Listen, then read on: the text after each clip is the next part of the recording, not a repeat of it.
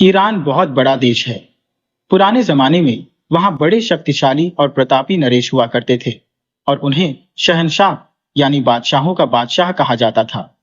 उसी काल का वहां का एक बादशाह बद्र था। उसके पास अपार धन दौलत और सैनिक शक्ति थी। उसके 100 पत्नियां और हजारों दासियां थी, किंतु उसे बड़ा दुख था कि उसके कोई पुत्र नहीं था। दूर दूर के व्यापारी उसके लिए सुंदर दासियां लाते। वह उनसे पुत्र प्राप्ति की इच्छा से भोग करता।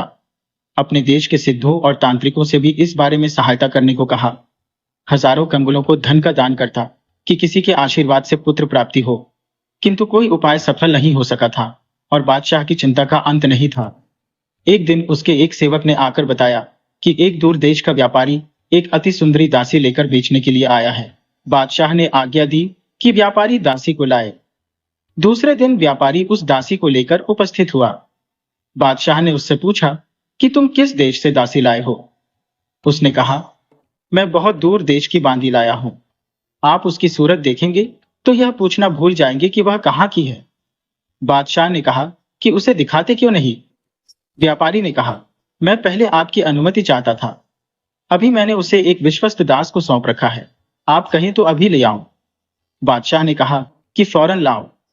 व्यापारी ने लाकर दिखाया तो बादशाह ने देखा कि दासी वास्तव में अजीब सी छटा बिखेर रही है।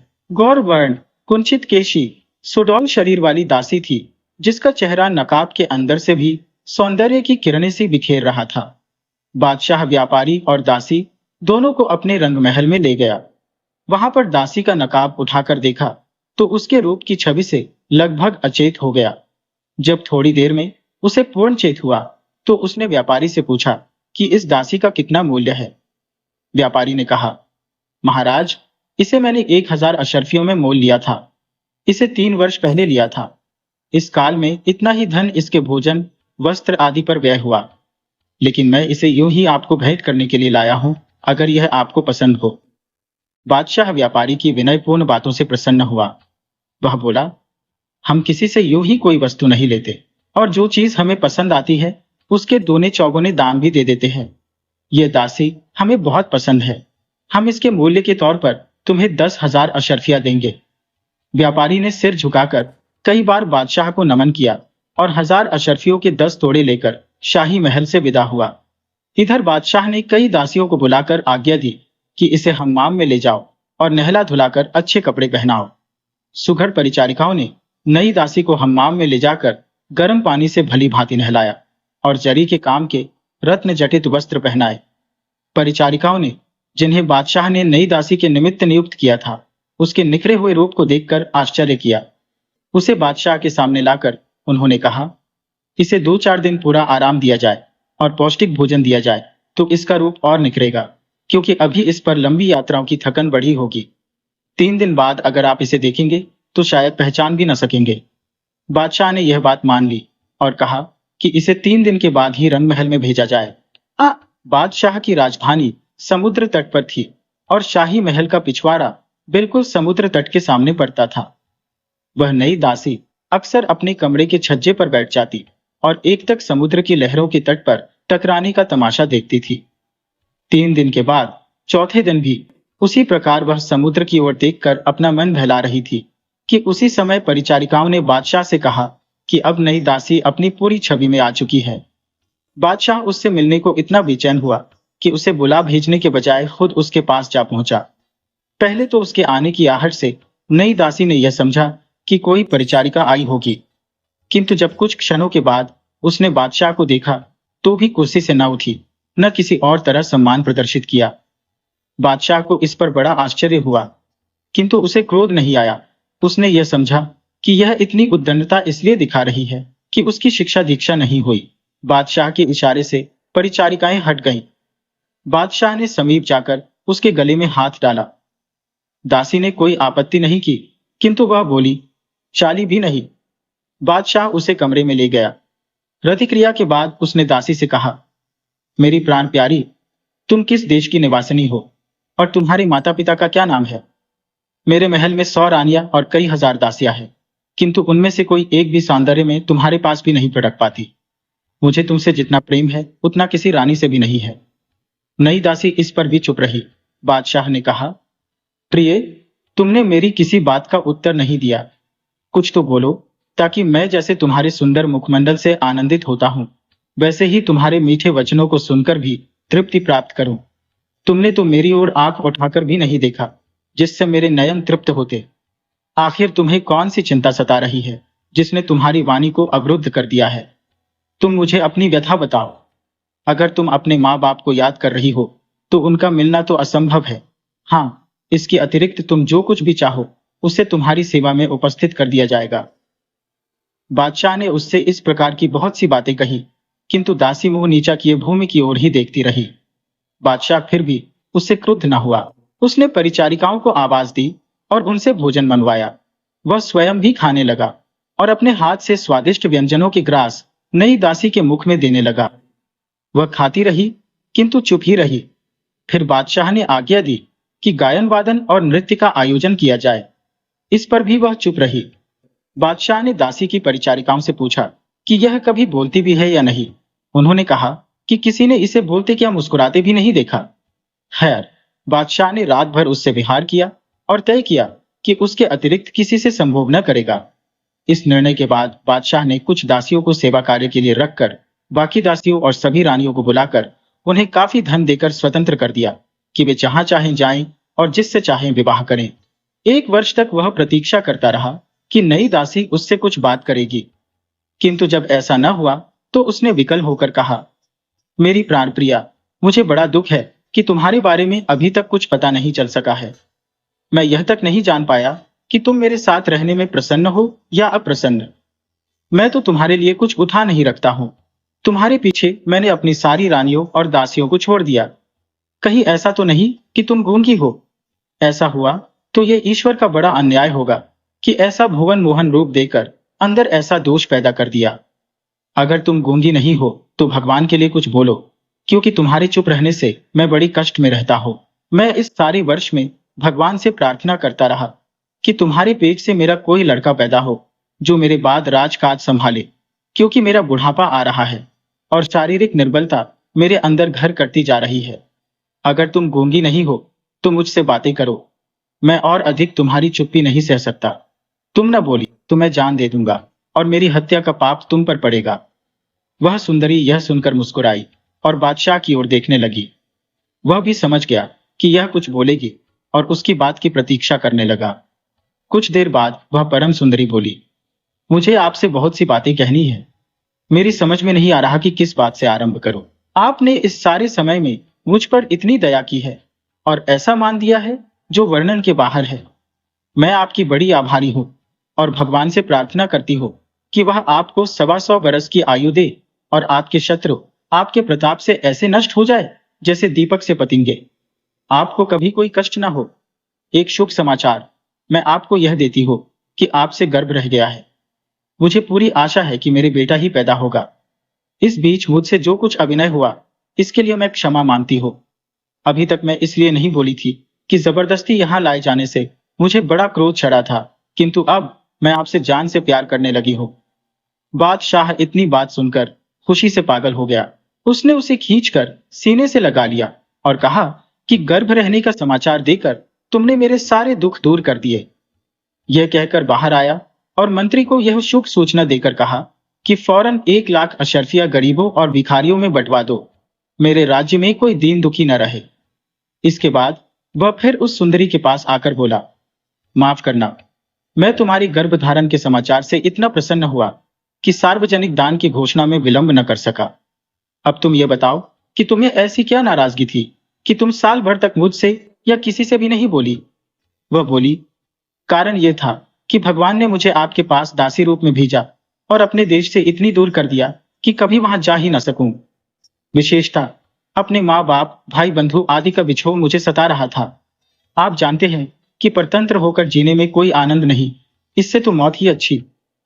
बादशाह ने कहा, तुम्हारी बात ठीक है, लेकिन जब कोई स्त्री तुम्हारी जैसी सुंदर हो और मेरे जैसे व्यक्ति के हृदय में घर कर ले, तो फिर उसे परेशान होने की क्या जरूरत है? सुंदरी ने कहा, आप ठीक कहते हैं, आपकी बड़ी कृपा है, किंतु दासी फिर भी दासी है। बादशाह ने कहा, तुम्हारी बातों से मालूम होता है कि तुम किसी बड़े घराने की संतान हो। मुझे विस्तार से बताओ कि तुम कहाँ की हो और तुम्हारे माँ बाप कौन है?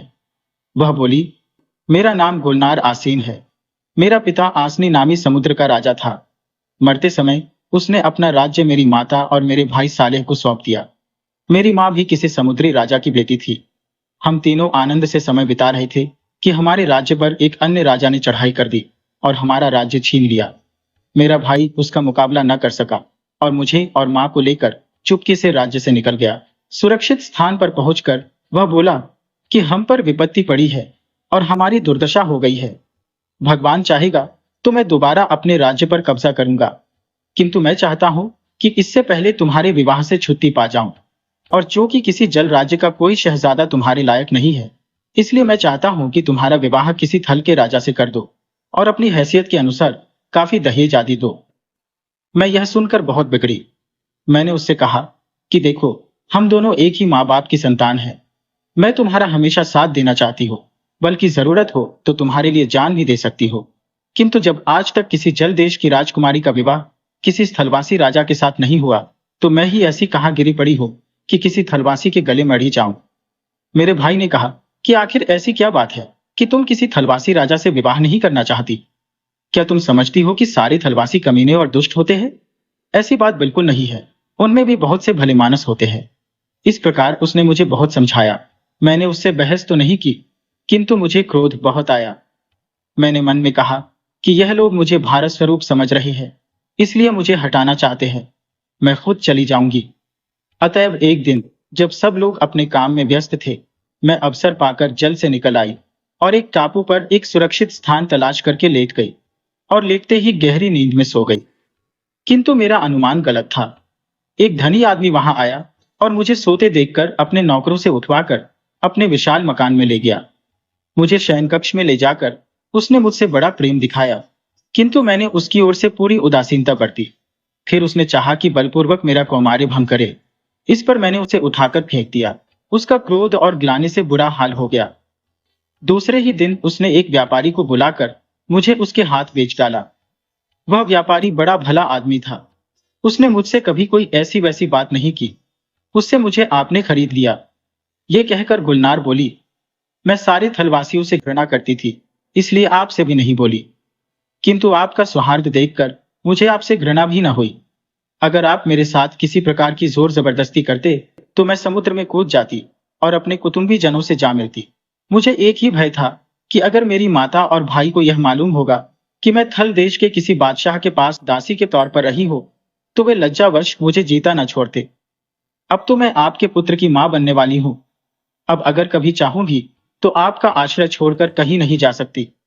मैं अपनी ओर से स्वयं को आपकी दासी समझती हूँ और आगे भी समझूंगी। किंतु मेरी प्रार्थना है कि मेरे साथ जैसे अब तक रानियों जैसा व्यवहार किया गया है, आइंदा भी वैसा ही किया जाता रहे। बादशाह ने कहा, तुम्हारा सुंदर मुख देखकर ही मैं तुम्हारा दीवाना हो गया था। अब तुम्हारी सुमधुर बातें सुनकर और भी हो गया हूं। यह सुनकर मेरी प्रसन्नता का ठिकाना न रहा कि तुम भी एक शहजादी हो। इससे पहले तुम समुद्र के एक देश की राजकुमारी थी और आज से तुम ईरान की मलिका हो। मैं आज ही दरबार में इस बात की घोषणा करूंगा और सारे देश में मुनादी करवा दूंगा। मैं अभी तक तुमसे जितना प्यार करता था, आगे उससे भी अधिक करूंगा। तुम भी मेरे अलावा किसी और आदमी का ध्यान भी न करना। लेकिन एक बात बताओ, तुमने कहा कि तुम जल की निवासिनी हो। मेरी समझ में यह नहीं आया कि तुम लोग पानी में डूबते क्यों नहीं हो। सुना तो पहले भी था कि जल के अंदर भी मनुष्य रहते हैं, किंतु इस बात पर विश्वास नहीं कर सकता था। अब तुमने खुद कहा कि मैं जल की निवासिनी हूं, तो विश्वास करना पड़ा। लेकिन समझ में अब तक नहीं आया कि यह बात संभव किस तरह है। आदमी किस तरह पानी के अंदर रह सकता है और किस तरह वहां कामकाज कर सकता है। गुलनार ने कहा, देखिए, पानी कितना ही गहरा हो, किंतु आप उसकी तह तक देख सकते हैं। जैसे निगाह पर पानी रोक नहीं लगाता, उसी प्रकार कुछ लोग पानी के अंदर रहते भी हैं। वैसे तो समुद्र के नीचे जहां हम लोग रहते हैं, रात दिन के बीच कोई अंतर नहीं दिखाई देता, किंतु हम लोग पानी के अंदर से भी आसमान में चलने वाले सूर्य तथा चंद्रमा और तारों को देख सकते हैं। जैसे धरती पर कई देश हैं और कई नगर बसे हुए हैं, वैसे ही समुद्र की तलहटी में कई देश बसे हुए हैं जो अलग अलग बादशाह के अंतर्गत हैं। बल्कि सच तो यह है कि पृथ्वी के ऊपर जितने देश हैं, उसके तिगुने देश जल के नीचे आबाद है। यहाँ की तरह ही वहां भी मनुष्यों की कई जातियां हैं। हम लोगों के अच्छे अच्छे भवन और राजमहल बड़े भव्य होते हैं। वे संगमरमर के बने होते हैं और उनकी दीवारों और छतों में सीप, मोती और मोगे ही नहीं, तरह तरह के बिल्लौर और रत्नादि जड़े होते हैं। पानी में पृथ्वी से अधिक रत्न पाए जाते हैं और मोती तो इतने बड़े होते हैं जिनकी आप कल्पना भी नहीं कर सकते और न मैं आपको ठीक तरह बता ही सकती हूँ। जल निवासियों में हर व्यक्ति अपने लिए सुंदर भव्य महल बना लेता है। वहां आने जाने के लिए गाड़ियों की जरूरत नहीं पड़ती। हर आदमी जितनी दूर चाहे बगैर थके जा सकता है। आम आदमी घोड़ा भी नहीं रखते। सिर्फ बादशाह लोग शोभा यात्रा के लिए अपनी घुड़सालों में दरियाई घोड़े रखते हैं। जब वे जुलूस में निकलते हैं या कहीं तमाशा देखने जाते हैं तो इन दरियाई घोड़ों को विशेष रूप से बनाई हुई गाड़ियों में जोत देते हैं।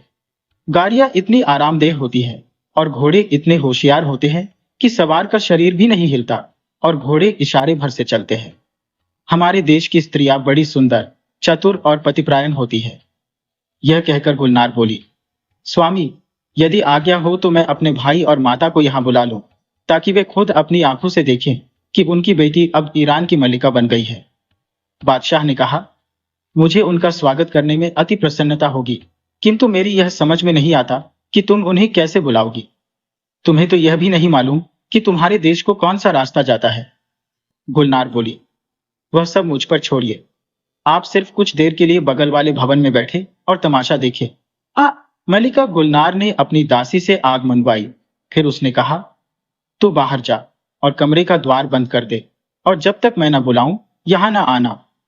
दासी के जाने पर उसने एक संदूकचे से एक चंदन का टुकड़ा निकालकर आग पर डाल दिया और जब उसमें से धुआं उठने लगा तो वह कोई मंत्र पढ़ने लगी। बादशाह उस मंत्र के शब्द बिल्कुल न समझ सका और आश्चर्यपूर्वक मल्लिका की ओर देखता रहा। मंत्र ज्यों ही समाप्त हुआ कि समुद्र की सतह ऊंची होने लगा और समुद्र बढ़ते बढ़ते राजमहल से जा लगा। कुछ देर बाद समुद्र का पानी फट गया और उसमें से एक सुंदर युवक निकला। उसकी मूछें पानी की तरह हरी थी। फिर एक शालीन प्रौढ़ महिला निकली जिसके पीछे 5 सुंदर युवतियां थी। गुलनार ने पानी के किनारे खड़े होकर उन सब का अभिवादन किया। 2-4 क्षणों में वे लोग किनारे आ गए। युवक का नाम सुल्तान सालेह था और वह मलिका गुलनार का भाई था। प्रौढ़ स्त्री गुलनार की मां थी। किनारे पर आकर सालेह तथा उसकी मां ने गुलनार को गले लगाया और उसके मिलने पर आनंद के आंसू बहाए। गुलनार ने अपने भाई, मां और उनके साथ आए लोगों का यथोचित आदर सत्कार किया। उसकी मां ने कहा, बेटी, तुम्हारे वियोग में हम पर जो कष्ट पड़ा उसके वर्णन के लिए मेरे पास शब्द नहीं है। तुम्हारे भाई ने मुझे बताया था कि तुम किसी बात पर रूठ कर घर से निकल गई थी। हम लोग तो बराबर तुम्हारे लिए रोते रहे। अब तुम बताओ कि तुम इस बीच कहां कहां रही और तुम पर क्या बीती और यहां किस तरह पहुंची। यह सुनकर गुलनार अपनी मां के चरणों पर गिर पड़ी। फिर कुछ देर बाद सिर उठाकर बोली, वास्तव में मुझसे बड़ा भारी अपराध हुआ जो आप लोगों को इस प्रकार छोड़कर चली आई। मुझ पर बड़ी बड़ी विपत्तियां पड़ी, किंतु अंत में मैं इस सुखद स्थान पर पहुंच गई। यहां आकर मुझे मालूम हुआ कि स्थल के बादशाह भी जल देशों के बादशाहों की तरह होते हैं। अब सालेह ने कहा, प्यारी बहन, जो हुआ सो हुआ। अब तुम हमारे साथ अपने देश को चलो। हम लोग तुम्हें अपने बीच पाकर आनंद से रहेंगे। ईरान के बादशाह पास ही के एक स्थान से सब कुछ देख सुन रहा था। वह मन में घबराने लगा कि अगर यह लोग मलिका को ले गए तो मैं तो जीते जी मर जाऊंगा, क्योंकि मैं गुलनार का बिछोह सहन नहीं कर सकता। लेकिन गुलनार की बातों से उसे धैर्य हुआ। वह बोली, अब मैं यहां से कहीं नहीं जा सकती। एक तो यहाँ के बादशाह ने मुझे 10,000 अशर्फियों में खरीदा है, दूसरे उससे मुझे 4 महीने का गर्भ है। उसके भाई और मां ने फिर कुछ नहीं कहा। गुलनार ने दासियों को आवाज देकर सारे मेहमानों के लिए नाना प्रकार के भोजन परसवा दिए। उसने उनसे भोजन करने के लिए कहा, किंतु इस पर उनके चेहरे लाल हो गए और मुंह और नथुनों से आग की लपटें निकलने लगी। उन्होंने कहा, यह ठीक है कि तुम्हारा पति बादशाह है, किंतु क्या हम लोग इतने नीचे हैं कि वह हमारे साथ भोजन भी न करे। बादशाह कुछ दूर बैठा था। उनकी बात तो न सुन सका, किंतु उनके मुंह और नथुनों से लपटें निकलते देखकर घबराया। गुलनार ने उसके पास आकर कहा, वे लोग चाहते हैं कि आप ही के साथ भोजन करें। अब यही उचित है कि आप उन लोगों के पास चलें और सबसे यथा योग्य भेंट करें और सबके साथ भोजन करें। बादशाह ने कहा, मुझे इसमें क्या आपत्ति हो सकती है, किंतु उनके मुंह और नथुनों से तो आग निकलती है। गुलनार हंसकर बोली, आप चिंता न करें। इस समय वे सोच रहे हैं कि आपने स्वयं न आकर उनका अपमान किया है। वे लोग क्रोध में आते हैं तो उनके मुंह और नथुनों से आग निकलने लगती है। आप चलेंगे तो उनका क्रोध दूर हो जाएगा। मेरे भाई और माँ का कहना है कि मैं उनके साथ देश चलो, किंतु मैं आपके प्रेम में इतनी फंसी हूं कि आपको छोड़कर नहीं जा सकती। बादशाह यह सुनकर बड़ा प्रसन्न हुआ और कहने लगा, मैं तुम्हारे जाने की बात से बड़ा दुखी था। अब तुम्हारी बात से मुझे ढांढस मिला। मैं तुम्हारी माता और भाई से मिलने अभी चलता हूँ। उन्हें मुझसे कोई शिकायत नहीं रहेगी। यह कहकर बादशाह गुलनार के साथ उस मकान में गया जहां उसकी सास और साला मौजूद थे। उन लोगों ने बादशाह को देखा तो पृथ्वी से अपने सिरों को लगाकर नमन किया।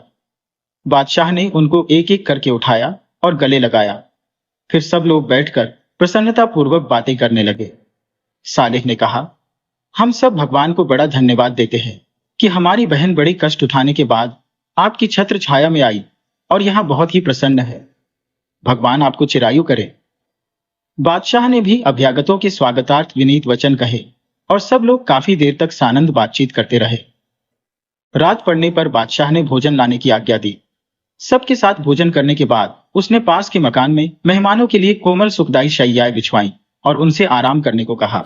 वह स्वयं गुलनार को साथ लेकर अपने शयन कक्ष में चला गया। कुछ दिन बाद अतिथियों ने जाना चाहा तो बादशाह ने उन्हें आग्रह पूर्वक रोका कि गुलनार के प्रसव तक तो रुक ही जाओ। वे लोग भी इस बात को सहर्ष मान गए और ईरान का सम्राट रोजाना उनके लिए नए नए मनोरंजन प्रस्तुत करवाता रहा। समय आने पर एक दिन गुलनार प्रसव पीड़ा से छटपटाने लगी। दूसरे दिन उसने एक पुत्र को जन्म दिया। यह पुत्र सुंदरता में चंद्रमा के तुल्य था, इसलिए उसका नाम बद्र चंद्रमा रखा गया। गुलनार की मां ने अपने देश के अनुसार भी रस्में की और यहाँ के रिवाज के अनुसार छठी का भारी जोड़ा भी दिया। ईरान के सम्राट ने सार्वजनिक उत्सव की आज्ञा दी और देश के सभी निवासियों ने अपने अपने घरों में राग रंग का आयोजन किया। शाही महल में जो उत्सव हुए उनका तो वर्णन ही असंभव है। बादशाह ने खजाने का मुंह खोल दिया और दीन दुखियों को दान तथा सैनिकों, विद्वानों, कलाविदों आदि को भरपूर पारितोषिक दिए गए। जब सौर गृहवास के दिन पूरे हो गए तो मल्लिका गुलनार को स्नान करवाया गया और बादशाह, सुल्तान सालेह, उसकी माता तथा अन्य संबंधी नवयौवनाएं बच्चे को देखने के लिए आए। सभी ने उसे उठाकर चूमा और तरह तरह से प्यार दुलार किया। सबके बाद सालेह बच्चे की दाई के पास गया और उसकी गोद से बच्चे को लेकर काफी देर तक इधर उधर टहलता रहा। जब सब लोग इधर उधर की बातों में लगे थे तो सालेह चुपचाप कमरे के दरवाजों से बाहर निकला और तेजी से समुद्र तट की ओर चला। सब लोग तो इत्मीनान से रहे, किंतु बादशाह घबराने लगा। सालेह तेजी से समुद्र तट पर पहुंचा और एक ऊंची जगह से जम से समुद्र में कूद पड़ा। बादशाह यह देखकर हाय हाय करने लगा और सिर पीटने लगा। मल्लिका गुलनार ने हंसकर उसे धैर्य दिया। बादशाह सलामत, आप परेशान ना हो, बच्चे को कुछ भी नहीं होगा। आप देखते तो जाइए। आप उसके पिता हैं तो मैं भी उसकी मां हूं। मैं तो कुछ भी चिंता नहीं कर रही। बादशाह ने पूछा, लेकिन तुम्हारे भाई को यह क्या सूझी? उसने ऐसा क्यों किया? गुलनार ने कहा, उन्होंने इसलिए यह किया कि बच्चे को हम लोगों की तरह जल और स्थल दोनों में रहने की आदत हो जाए। उसकी मां तथा अन्य संबंधियों ने भी बादशाह को ऐसे आश्वासन दिए तो उसका चित्त स्थिर हुआ। कुछ देर बाद समुद्र की सतह पर फिर उथल पुथल होने लगी और सालेह बद्र को गोद में लिए हुए जल तरंगों से बाहर आया। फिर वह हवा में उड़ता हुआ महल में आया जहां बादशाह और दूसरे लोग बैठे थे। बादशाह को यह देखकर ताज्जुब हुआ कि बच्चा अपने मामा की गोद में सो रहा है। सालेह ने बादशाह से कहा, सरकार, जब मैं आपके बच्चे को लेकर समुद्र में गया था तो आपको डर तो नहीं लगा था? बादशाह ने कहा, भाई क्या पूछते हो, मेरी तो जान ही निकल गई थी। अब उसे सही सलामत देखकर मुझे ऐसा लग रहा है जैसे मुझे नए सिरे से जीवन मिला है। सालेह ने कहा, बच्चे को कुछ हो ही नहीं सकता था। मैंने समुद्र में बैठने के पहले हजरत सुलेमान की अंगूठी पर खुदा महामंत्र इस्मे आजम पढ़ लिया था। हमारे यहाँ की यह रीति है कि हम लोगों की नस्ल में कोई बच्चा अगर पृथ्वी पर पैदा होता है तो हम इस्मे आजम की शक्ति के बल पर उसे जल के अंदर ले जाते हैं। वही मैंने किया। यह कहकर उसने बच्चे को दानी की गोद में दे दिया। फिर उसने अपने वस्त्रों से एक छोटा संदूकचा निकाला। उसमें से 100 हीरे, जो कबूतर के अंडों के बराबर थी, निकाले। इसके अलावा 100 लाल और नीलम, जिनमें प्रत्येक लगभग आधी छटाव का था, निकाले और 30 हार भी नीलम के निकाले और उन्हें बादशाह को देकर कहा, हमें मालूम न था कि मेरी बहन कितने ऐश्वर्यवान बादशाह को ब्याही है। हमारी यह तुच्छ भेंट स्वीकार करें। ईरान का बादशाह उन रत्नों को देखकर आश्चर्य में पड़ गया। उनमें दो इतने बड़े थे कि समस्त पृथ्वी पर कहीं ना होंगे। उसने हर्षपूर्वक इस भेंट को आंखों से लगाया और साले से कहा, भाई, मैं तुम्हारी विनयशीलता से अति प्रभावित हूं। तुम उन रत्नों को, जिनसे कई राज्य खरीदे जा सकते हैं, तुच्छ भेंट कहते हो।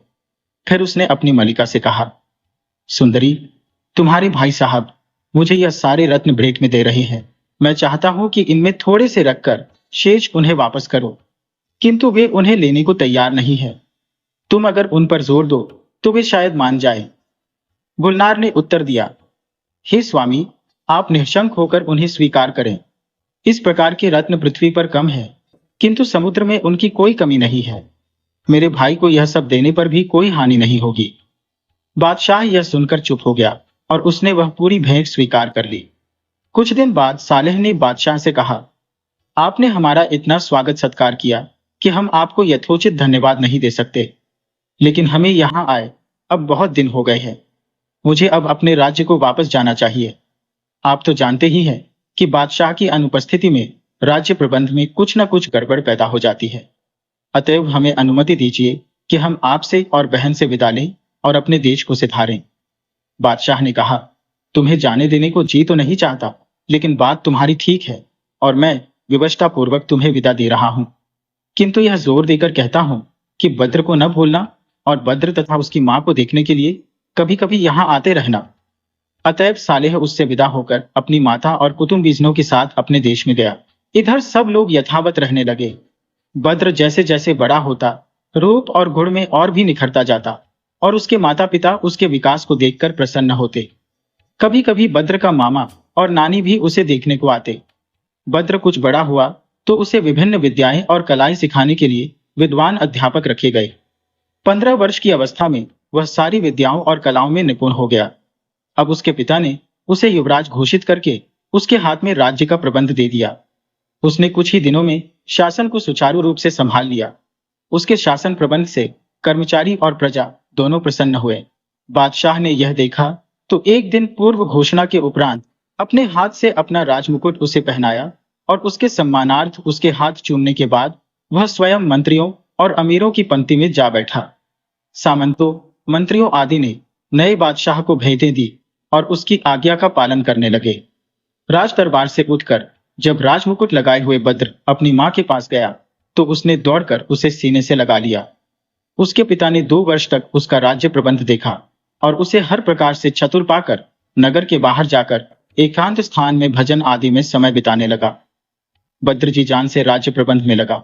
वह नगर नगर, ग्राम ग्राम जाकर स्वयं सारी व्यवस्था देखता। अवकाश के समय में जंगल में जाकर शिकार खेलता। कुछ वर्षों के बाद पुराना सम्राट बीमार पड़ा और उसका रोग बढ़ता गया। अंततः वह मर गया। मरने के पहले उसने मंत्रियों आदि को बुलाकर नए बादशाह के प्रति वफादार रहने की ताकीद की। उसके मरने पर बद्र और उसकी माता ने उसका बड़ा मातम किया और गौरवपूर्ण ढंग से उसके अंतिम संस्कार किए। इस अवसर पर सालेह और उसकी मां भी शामिल हुए। जब बादशाह के अंतिम संस्कार से फुर्सत मिली तो सालेह ने एक दिन अपनी बहन से कहा, ताज्जुब है तुम्हें अभी तक बद्र के विवाह की चिंता नहीं हुई। यद्यपि वह कई वर्षों से विवाह योग्य हो चुका है, लेकिन उसके बारे में तुम्हें उस समय बताऊंगा जब बद्र सो जाएगा, क्योंकि संभव है उस पर वह बिना देखे ही मोहित हो जाए। बद्र के कान में इस बात की भनक पड़ गई। रात को वह ऐसा बन गया कि जैसे गहरी नींद सो रहा है, किंतु वास्तव में बगल के कमरे में मां और मामा के बीच होने वाला वार्तालाप सुनता रहा।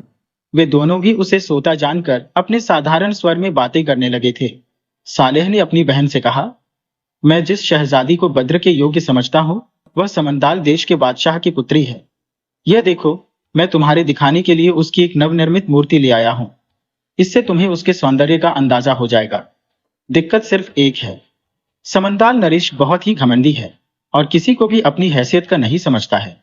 इसीलिए उसने अपने पुत्री का विवाह अब तक नहीं किया। फिर भी वह इतनी सुंदर है कि अगर बद्र को उसके सौंदर्य का पता चलेगा तो उसके प्रेम में पागल हो जाएगा, बल्कि जान तक दे देगा। उस शहजादी का नाम है जवाहर।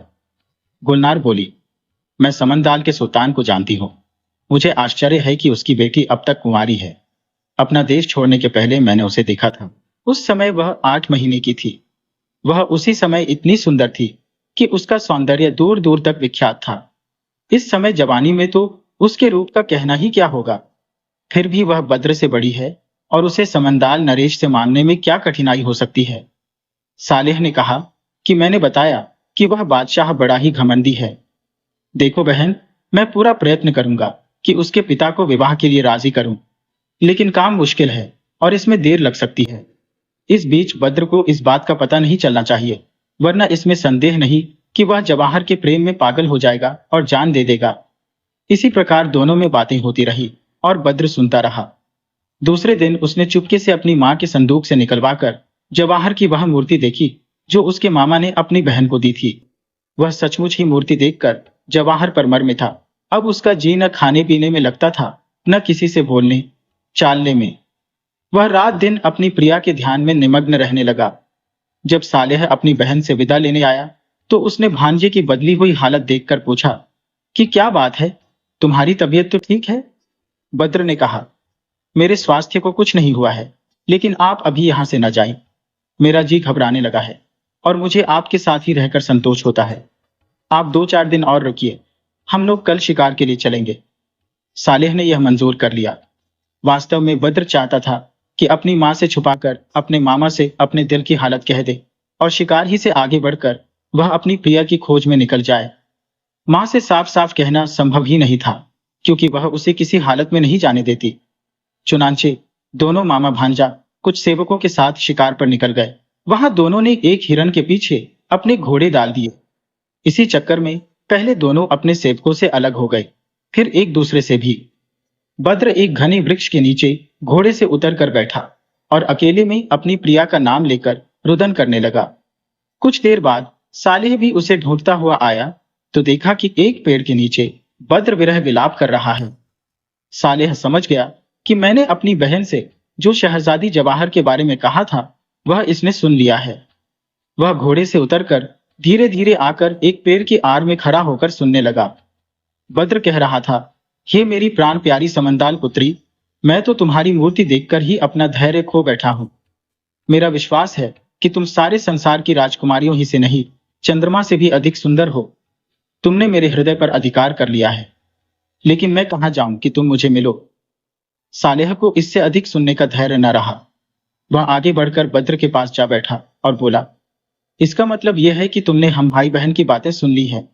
हमने तो इस बात का ध्यान रखा था कि तुम्हें कुछ न मालूम हो, लेकिन हम लोगों की होशियारी कुछ काम नहीं आई। बद्र ने कहा, जो कुछ होना था वह तो हो ही गया। अब सोचिए कि आगे क्या होना है। यदि आप चाहते हैं कि मैं जीवित रहूं तो मेरे विवाह का संदेशा लेकर जाए और उसके पिता को राजी करें। सालेह ने उसे दिलासा देते हुए कहा, तुम अब अपने नगर को जाओ। मैं अभी समंदाल देश जाता हूं और तुम्हारे विवाह की बात वहां के बादशाह से चलाता हूं। बद्र बोला, नहीं मामा जी, आप मुझे बहला रहे हैं। अगर आपको वास्तव में मेरे प्राणों की चिंता होती तो ऐसी दशा में मुझे अकेला नहीं छोड़ते। अगर आपको वास्तव में मुझसे प्रेम है तो मुझे भी अपने साथ ले चलें। सालेह ने कहा, भाई कैसी बातें करते हो? तुम्हें तुम्हारी मां की अनुमति के बगैर मैं किस तरह ले जा सकता हूं? बद्र ने कहा, फिर तो हो चुका। आप अच्छी तरह जानते हैं कि मेरी मां मुझे प्राणों से भी अधिक चाहती है। वे मुझे कभी आपके साथ जाने नहीं देंगी। सालेह अजीब चक्कर में पड़ा कि किस तरह वह इस स्थिति से निकले। उसने कुछ देर सोचकर कहा, मैं तुम्हें अपने साथ तो नहीं ले जा सकता, किंतु यह अंगूठी देता हूं जिस पर इसमें आजम चमत्कारी महामंत्र खुदा है। इसे पहनकर निशंक पानी में घुस जाना, तुम्हें कुछ नहीं होगा। बद्र ने अंगूठी पहन ली। सालेह ने कहा, अब तुम्हारे हाथ में चमत्कारी अंगूठी है और जो कुछ मैं कर सकता हूं वह सब तुम कर सकते हो।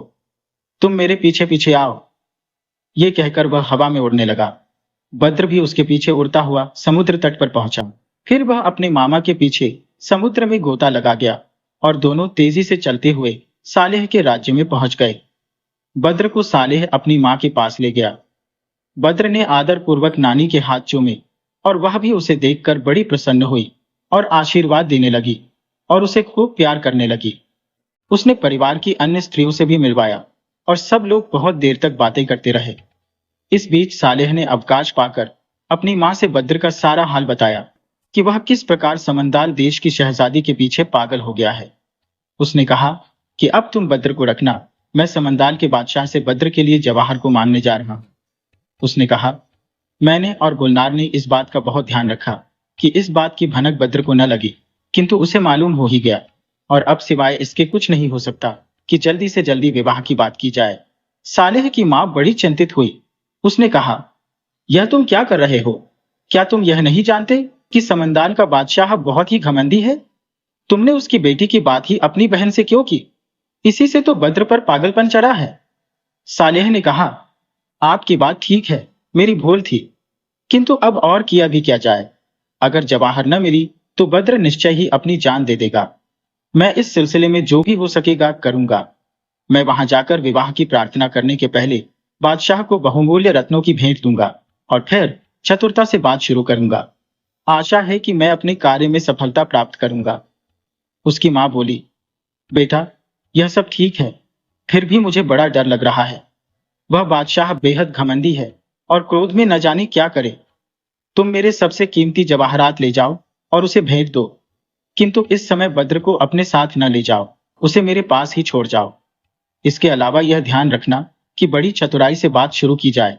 किसी भी दशा में उसे क्रुद्ध नहीं होने देना है, क्योंकि वह क्रुद्ध हुआ तो विवाह तो होगा ही नहीं, और भी कोई मुसीबत आ सकती है। ये कहकर बुढ़िया ने अपना संदूकचा खोला और बहुमूल्य रत्न सालेह को दिए और ताकीद की कि कोई भी बात शुरू हो, इससे पहले यह भेंट उसे देना ताकि वह प्रसन्न रहे। सालेह ने मां के दिए हुए रत्न एक सुंदर मंजूषा में रखे और थोड़ी सी सेना लेकर समंदाल देश की ओर चल दिया। कुछ काल में वह वहां पहुंच गया। समंदाल के बादशाह ने उसका यथोचित स्वागत किया, स्वयं सिंहासन से उतरकर उससे मिला और अपने बगल में उसे बिठाया। सालेह विनय पूर्वक बैठ गया। उसे समंदाल के बादशाह ने कहा, शायद आप किसी राजनीतिक कार्यवश आए हैं। मेरे लायक जो काम हो वह बताइए। सालेह ने कहा, कोई राजनीतिक कार्य नहीं था, केवल आपके दर्शन की इच्छा थी। हाँ, एक व्यक्तिगत कार्य भी था। यदि आप मेरी बात को ध्यानपूर्वक सुनना चाहें तो मैं निवेदन करूं। समंदाल के बादशाह ने हंसकर कहा, जरूर कहिए, कहिए, आपकी क्या सेवा करूं। सालेह ने अपने सेवक के हाथ से रत्नों का संदूकचा लिया और समंदाल के बादशाह से कहा, मेरी ओर से यह तुच्छ भेंट स्वीकार करें। बादशाह ने प्रसन्नता पूर्वक भेंट को स्वीकार किया। फिर सालेह ने कहा, हम दोनों के देशों में जो परंपरागत मैत्री रही है और जिस प्रकार आप जैसे प्रतापी नरेश की दया हम लोगों पर रही है, उसी से प्रोत्साहित होकर मैं आपसे अपने हृदय की बात कहने के लिए आया हूं।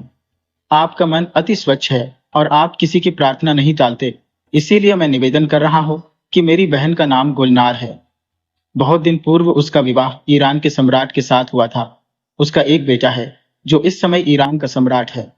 वह न केवल अतीव सुंदर है, अपितु प्रत्येक प्रकार की विद्याओं और कलाओं में भी निपुण है। वह 15 वर्ष की अवस्था से राजकाज देख रहा है। अब वह विवाह योग्य हो गया है। मेरी आपसे सविनय प्रार्थना है कि आप उसे अपने दासत्व के लिए स्वीकार करें और अपनी अद्वितीय पुत्री जवाहर का विवाह मेरे भांजे बद्र के साथ कर दें। समंदाल देश का राजा अभी तक तो बड़ा शालीन रहा था, किंतु यह सुनते ही उसका चेहरा और आंखें लाल हो गईं। सालेह का हृदय कांपने लगा। कुछ क्षणों के उपरांत समंदाल नरेश ने कहा, सालेह, मैं समझता था कि तुम बड़े समझदार आदमी हो, लेकिन आज मालूम हुआ कि तुम में बिल्कुल बुद्धि नहीं है। मैंने सौजन्य के नाते तुम्हारी अभ्यर्थना अवश्य की, किंतु इसका यह अर्थ तो नहीं है कि तुम्हें अपनी बराबरी की हैसियत दे दूं। क्या तुम नहीं जानते कि मेरा ऐश्वर्य और वैभव कितना अधिक है? क्या तुम नहीं जानते कि तुम्हारा राज्य मेरे राज्य के सामने अति तुच्छ है? तुम्हारी हिम्मत कैसे हुई कि मेरी पुत्री जवाहर का नाम अपनी जुबान से निकालो? तुम्हारी मौत तो तुम्हें यहां नहीं खींच लाई है। सालेह ने घबराकर कहा, शायद आपने मेरी बातों का अर्थ ठीक नहीं समझा। मैं बूढ़ा आदमी हूं, मैं अपने लिए जवाहर को नहीं मांग रहा। मैं तो यह कह रहा हूं कि आप अपनी पुत्री का विवाह मेरे भांजे यानी ईरान के सम्राट बद्र के साथ कर दीजिए। समंदाल का बादशाह यह सुनकर और क्रुद्ध हुआ और आपे से बाहर होकर कहने लगा, तूने यह कहकर मेरा और अपमान किया है। कमबख्त, तू समझता है तेरे भांजे की कोई बराबरी मेरी बेटी से हो सकती है? तेरा भांजा क्या चीज है? ये कहकर उसने अपने सिपाहियों को आज्ञा दी कि सालेह को पकड़कर उसका सिर काट लें। सालेह इस स्थिति को पहले ही से भांपे हुए था। उसके कुछ सेवक बादशाह का क्रोध देखकर पहले ही भाग गए थे और अपनी सेना के बजाय भागकर अपने देश को चले गए थे। किंतु सालेह तड़प कर समंदाल के सैनिकों के बीच से निकल गया और टेढ़े मेढ़े रास्तों से चलकर अपनी सेना में जा पहुंचा। उसका सेनापति उसकी दशा सुनकर आग बबूला हो गया और बोला, आप अपनी सेना की कमी को न देखिए, एक बार हमें जौहर दिखाने का आदेश दीजिए, फिर देखिए क्या तमाशा होता है। सालेह ने आक्रमण का आदेश दिया। समंदाल की सेना ने सामना किया किंतु परास्त हुई। सालेह ने उस बादशाह को कैद कर लिया और उसकी पुत्री को पकड़ लाने के लिए उसके महल पर चढ़ दौड़ा। किंतु जवाहर को पहले से इसकी भनक लग गई थी और वह कुछ दासियों के साथ भागकर एक सुनसान द्वीप में जा चुकी। इधर सालेह के जो सेवक पहले ही भागकर अपने देश में पहुंचे थे, उन्होंने जाकर सालेह की माता से कहा कि समंदाल के बादशाह ने अब तक सालेह को मरवा डाला होगा। वह बेचारी ये सुनकर पछाड़ खाकर गिर पड़ी और बेहोश हो गई। दूसरे लोग भी रोने पीटने लगे। बद्र भी वहां मौजूद था। उसे बड़ी ग्लानि हुई कि मेरे कारण मेरे मामा की जान गई। उसने सोचा कि अब मैं इन लोगों को क्या मुंह दिखाऊं। यह सोचकर वह ईरान के लिए चल पड़ा।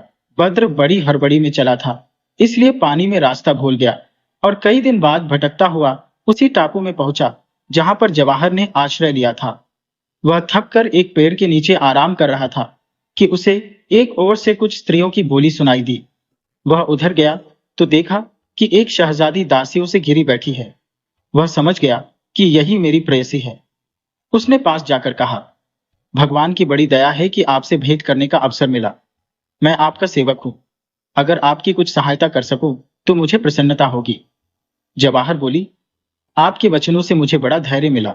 मैं बड़ी मुसीबत में हूं। मैं समंदाल नरेश की बेटी जवाहर हूं। पड़ोस के एक राजा सालेह ने हम पर आक्रमण करके मेरे पिता को कैद कर लिया है। मैं किसी तरह भागकर यहाँ पर आकर छुपी हूं। बद्र ने बगैर आगा पीछा सोचे अपना सच्चा परिचय दे दिया। उसने कहा, मैं ईरान का सम्राट हूं। मेरा नाम बद्र है। सालेह साहब मेरे मामा हैं। वे आपके साथ मेरे विवाह का संदेशा लेकर आपके पिता के पास गए थे, किंतु आपके पिता ने उन्हें मार डालने का आदेश दिया। इस पर मेरे मामा की सेना ने आपके देश पर चढ़ाई कर दी और आपके पिता को कैद कर लिया। अब आप धैर्य रखिए। सालेह केवल यह चाहते हैं कि आपके पिता आपको मुझसे ब्याह दें। अब मैं इन दोनों बादशाहों से मेल करा दूंगा। जवाहर बद्र के रूप और शील को देखकर मोहित थी, किंतु जब उसे मालूम हुआ कि किसी नवयुवक के कारण मेरे राज्य पर विपत्ति आई है, तो उसके हृदय में क्रोध भर गया। क्योंकि उसका सीधा सामना नहीं कर सकती थी, इसलिए उसने छल से काम लिया। वह जादूगरनी थी, लेकिन मंत्र पढ़ने के लिए भी किसी तरह के पानी की जरूरत होती है और वह टापू निर्जल था। उसने कहा, ईरान के सम्राट, मुझे आपसे मिलकर बड़ी प्रसन्नता हुई। वास्तव में मेरे पिता ने बड़ी भूल की कि मेरा विवाह आपसे नहीं किया। शायद वे आपको देखते तो इनकार न करते। खैर, अब तो मेरे पास आकर बैठिए। यह कहकर उसने हाथ बढ़ाया। बद्र ने पास आकर उसका हाथ पकड़ना चाहा तो उसने हाथ खींच लिया और उसके मुंह पर थूक दिया और इस प्रकार जल की कमी पूरी करके मंत्र पढ़कर उसे लाल पीठ और पामों का पक्षी बना दिया और एक दासी से कहा, इसे इससे भी अधिक निर्जल द्वीप में छोड़ दे ताकि यह वहां भूखा प्यासा मर जाए। दासी पक्षी रूपी बद्र को पकड़कर ले चली। मार्ग में उसे उस पर दया आई कि ऐसा लाड प्यार का पाला जवान बगैर दाना पानी के तड़प तड़प कर मरेगा। उसने यह भी सोचा कि यद्यपि शहजादी ने क्रोध में उसे ऐसा दंड दिया है, किंतु स्वभावतः वह दयालु है और क्रोध उतरने पर इसकी मौत पर उसे पछतावा ही होगा। इसलिए उसने तय किया कि उसे निर्जन द्वीप में तो छोड़े, किंतु वह हरा भरा द्वीप हो जहां वह जीवित रह सके। उसने यही किया। ऐसे द्वीप में उसे ले जाकर छोड़ा जहां सघन वृक्ष थे और पानी के झरने थे और जगह जगह पर तालाब भी थे।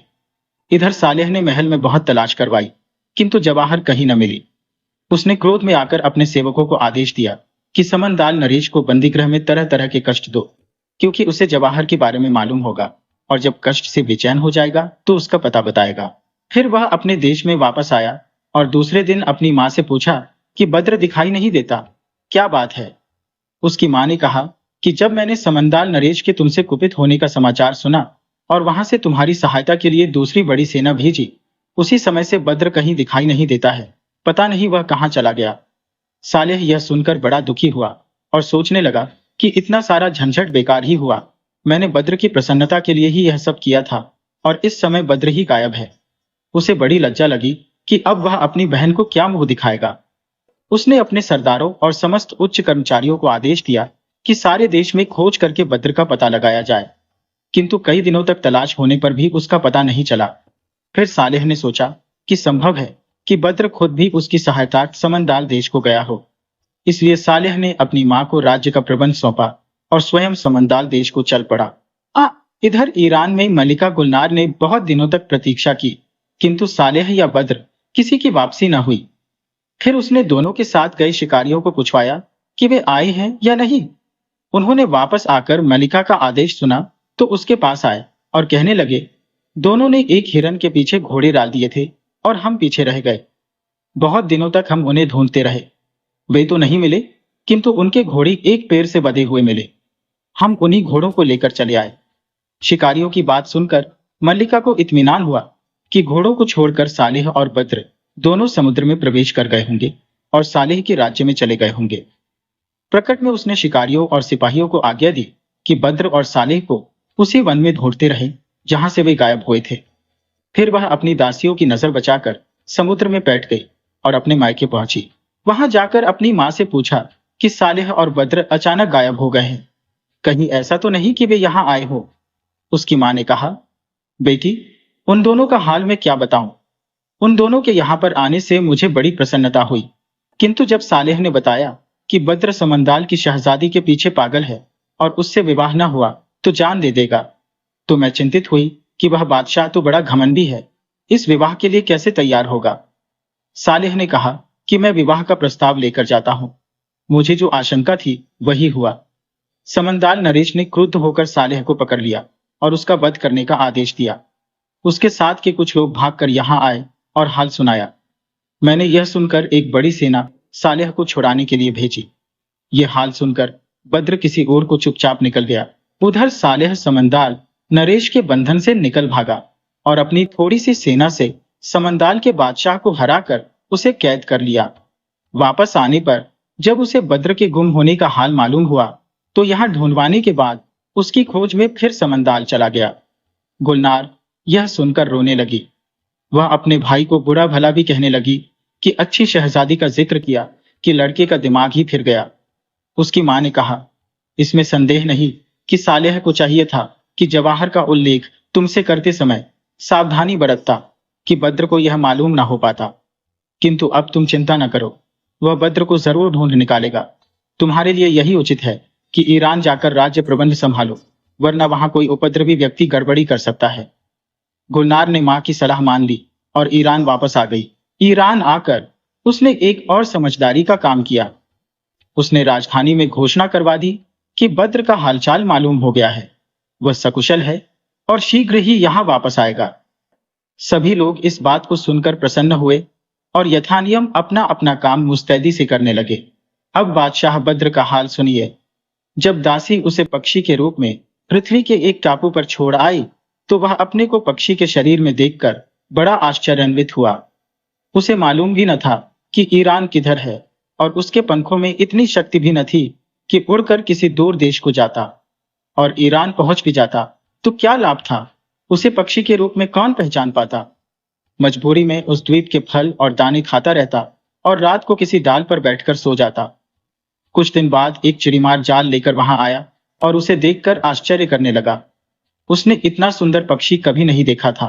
उसने जाल बिछाया और अन्य पक्षियों के साथ बद्र को भी पकड़ लिया और नगर में आकर बाजार में पक्षियों को बेचने के लिए बैठ गया। कई लोगों ने उस लाल रंग के पक्षी का दाम पूछा। चिड़ीमार ने कहा, यह तुम लोगों के काम का नहीं है, तुम इसका क्या करोगे, ढूंढकर खाने के लिए ही तो खरीद रहे हो, इसका क्या दोगे, 2-4 आने या हद से हद 1 रुपया।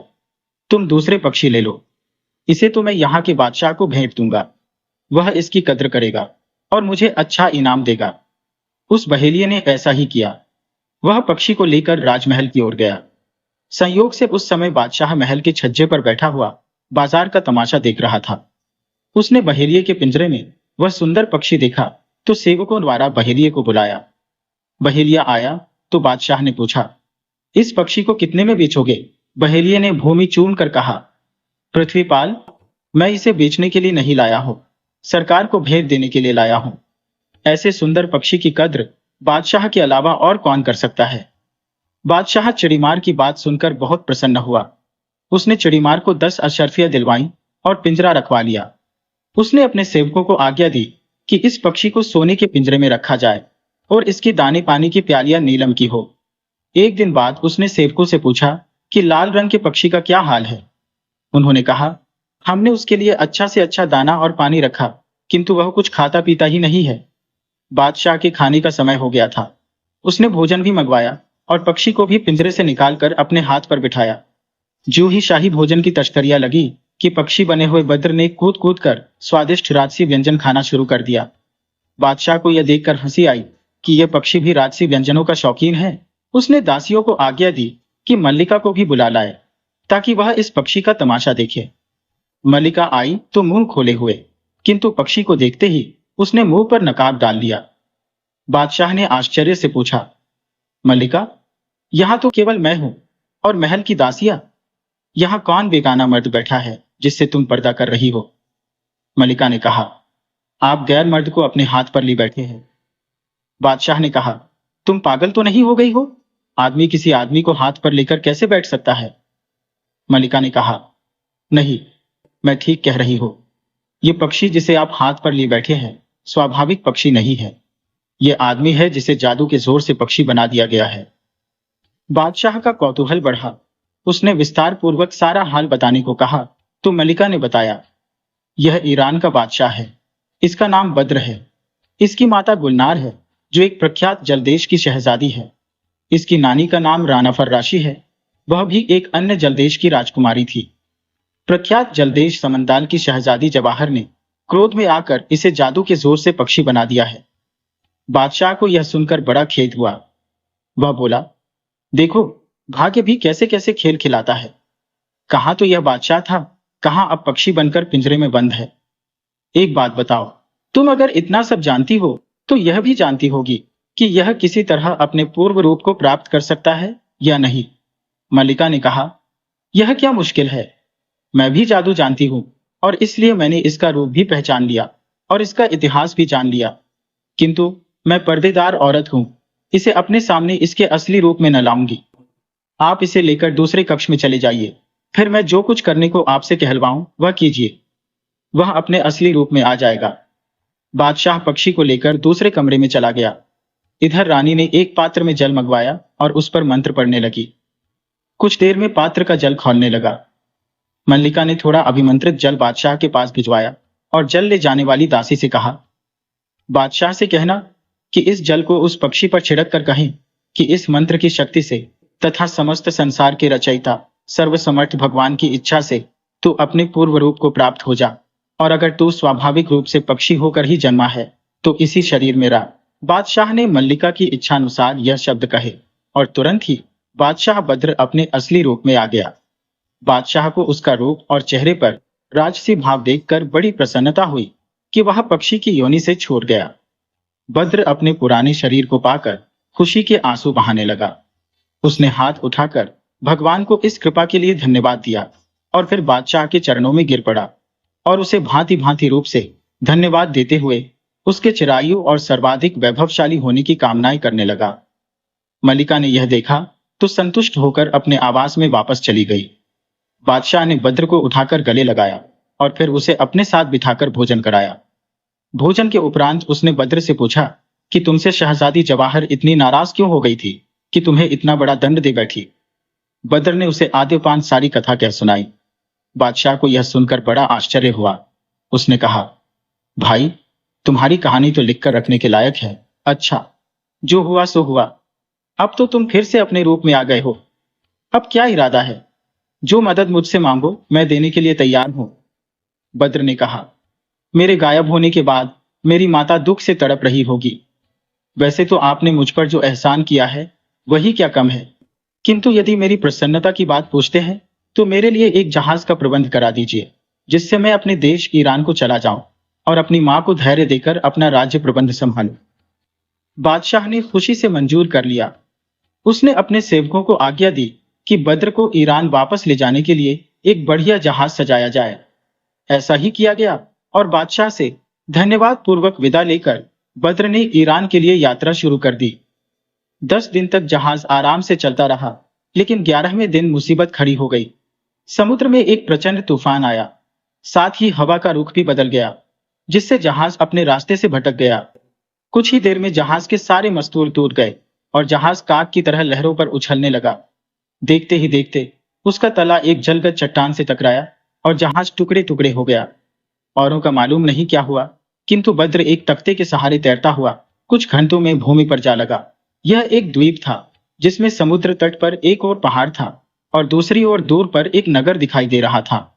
बद्र जल से निकलकर भूमि पर आया और आराम करने के लिए लेट गया, किंतु तुरंत ही घोड़े, गाय और बहुत से दूसरे जानवर आकर शोर करने लगे और उसे समुद्र की ओर धकेलने लगे।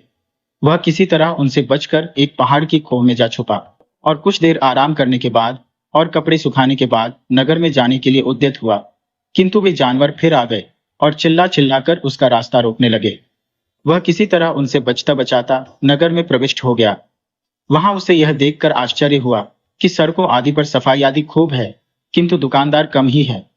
काफी देर बाद उसे एक दुकान में एक बूढ़ा दिखाई दिया, जो वहां रखे फलों को पोंछ पोंछ कर साफ कर रहा था। बद्र ने पास जाकर उसे सलाम किया। उसने बद्र को देखा तो उसके रूप से बहुत प्रभावित हुआ। फिर उसके सलाम का जवाब देकर उसने पूछा, तुम कौन हो, कहां से आए हो? बद्र ने संक्षेप में अपना परिचय दिया। इसके बाद बूढ़े ने पूछा, मेरे अलावा तुम्हें और किसी ने तो यहां नहीं देखा? बद्र ने कहा, नहीं, आपके सिवा किसी मनुष्य को मैंने यहां पर पास से नहीं देखा। मुझे बड़ा आश्चर्य है कि ऐसा स्वच्छ और सुंदर नगर ऐसा वीरान क्यों है? बूढ़ा बोला, अच्छा अच्छा, तुम बाहर खड़े ना रहो, अंदर आ जाओ। बद्र अंदर गया तो बूढ़ा बोला, यह बड़ा अच्छा हुआ कि अभी तक तुम्हें किसी ने नहीं देखा है। इस नगर की बड़ी विचित्र कथा है, किंतु तुम भूखे प्यासे मालूम होते हो। पहले खाना खाओ, फिर मैं यहाँ की बातें तुम्हें बताऊंगा।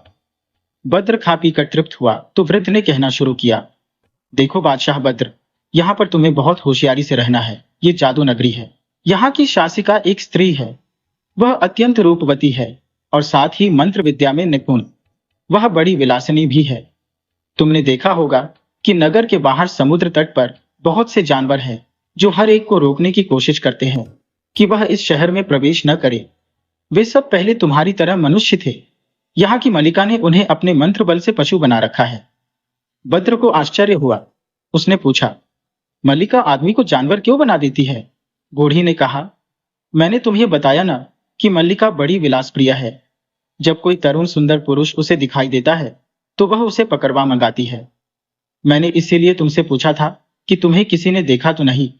वह उसका बड़ा आदर सत्कार करती है और उसके साथ भोग विलास करती है।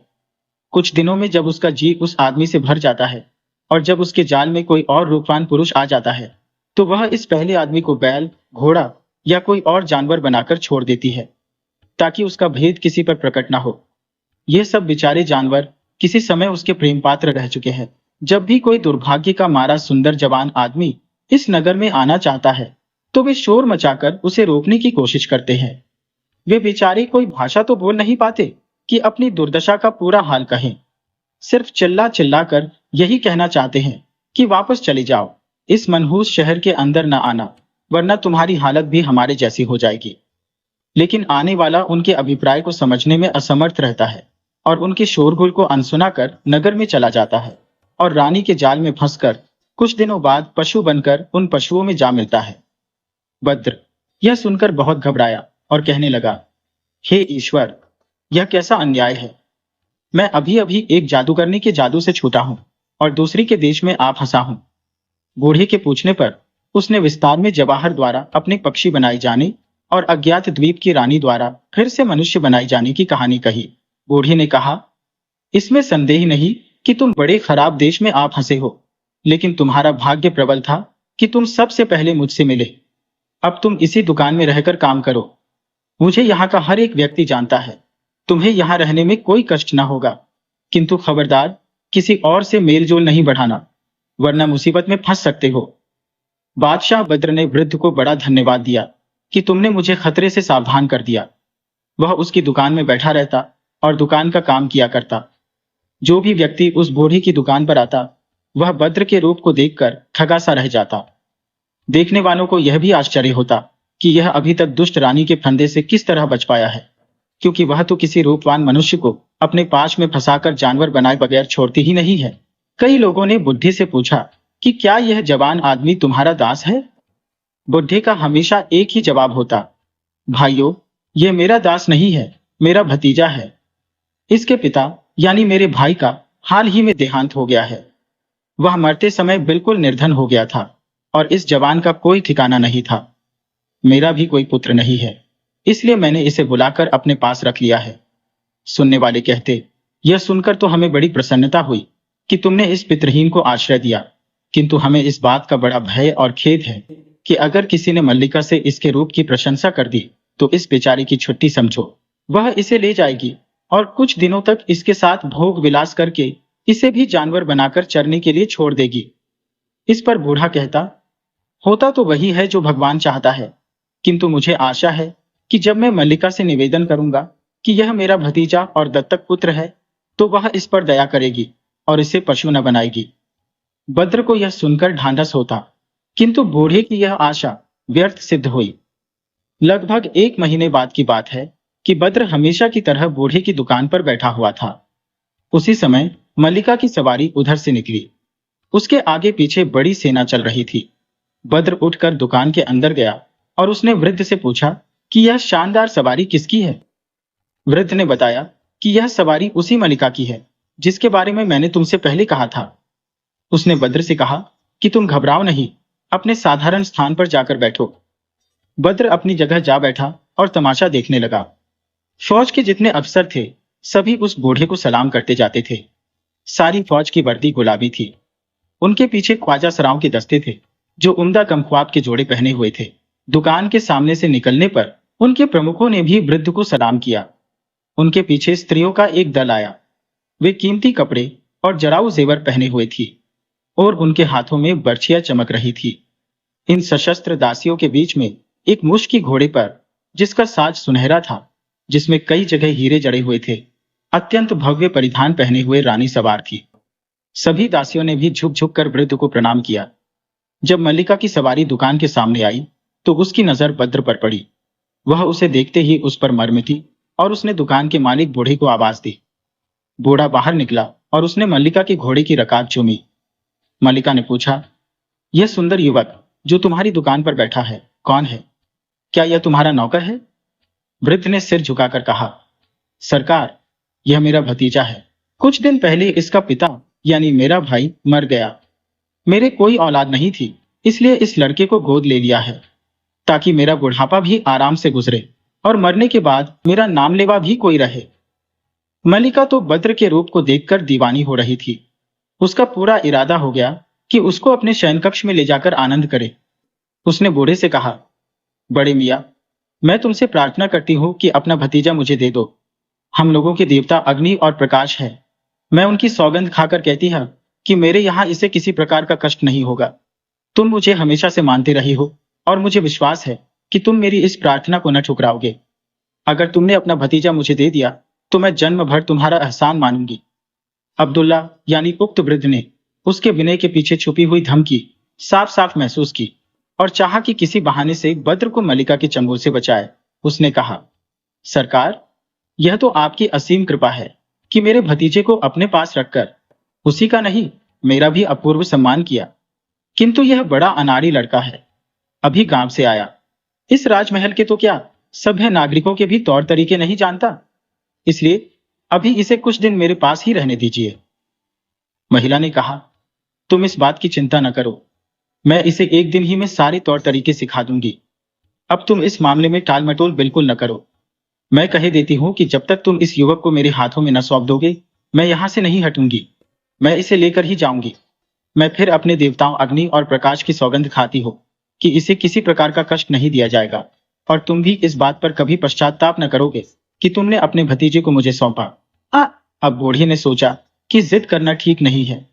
अगर मल्लिका को क्रोध आ गया तो मालूम नहीं मेरे साथ क्या कर डाले। उसने कहा, आपका हुक्म सिर आंखों पर, किंतु एक विनय है। यह भतीजा मुझे बहुत प्यारा है। कम से कम एक दिन तो इसे मेरे पास और रहने दीजिए। कल यह अवश्य आपकी सेवा में उपस्थित हो जाएगा। मल्लिका ने यह बात मान ली और अपने सेना के साथ वापस चली गई। उसके जाने के बाद बूढ़े ने बद्र से कहा, मैं तो नहीं चाहता था कि तुम्हें उसके हाथ में दो, लेकिन मुझे भय था कि अगर वह क्रोध में आ गई तो इसी समय हम दोनों को मरवा देंगी।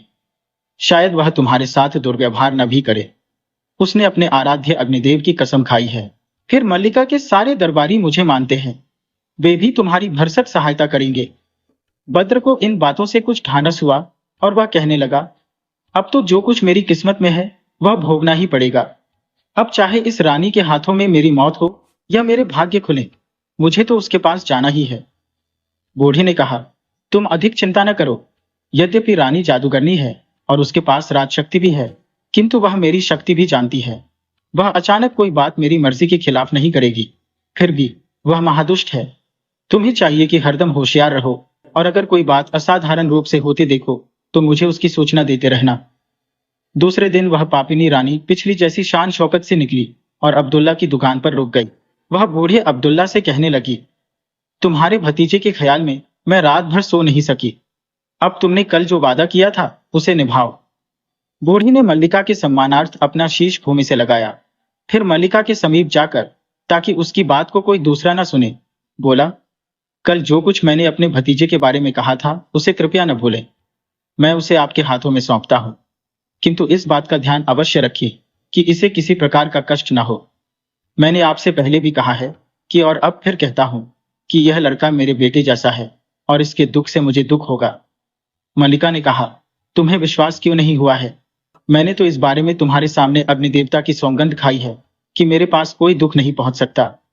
बूढ़े ने बद्र का हाथ मल्लिका के हाथ में दिया और कहा, आपकी बात पर विश्वास न होने का कोई प्रश्न नहीं है, किंतु जहां आपने इतनी कृपा की है वहां इतनी कृपा अवश्य कीजिए कि इसे कभी कभी यहां आकर मुझसे मिलने की अनुमति दे दें।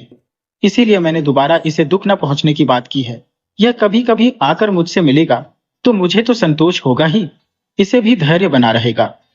मल्लिका ने यह स्वीकार कर लिया और 1000 अशर्फियों का एक तोड़ा बूढ़ी को दे दिया।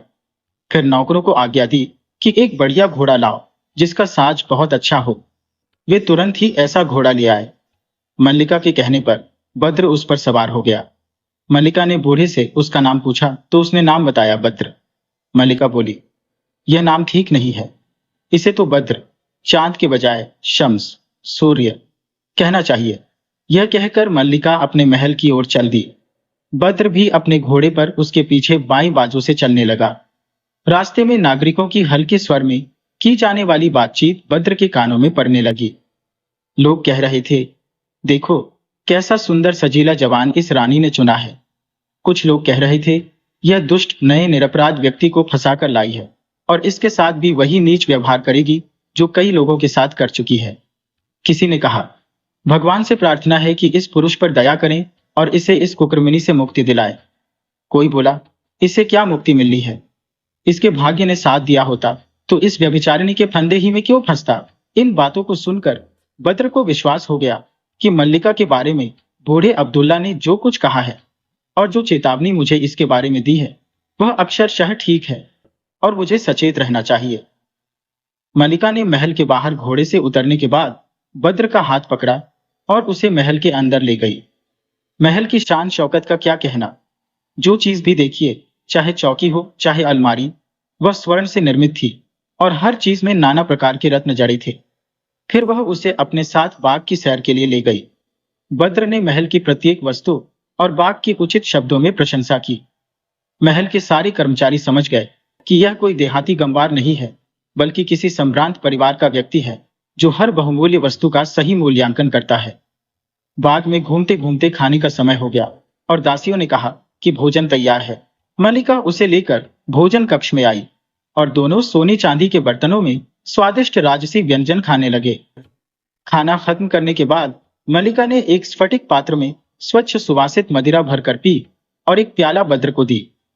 अब मदिरा पान का सिलसिला चलने लगा और गाने बजाने वाली सेविकाएं आकर अपनी कला का प्रदर्शन करने लगी। देर तक यह राग रंग चलता रहा।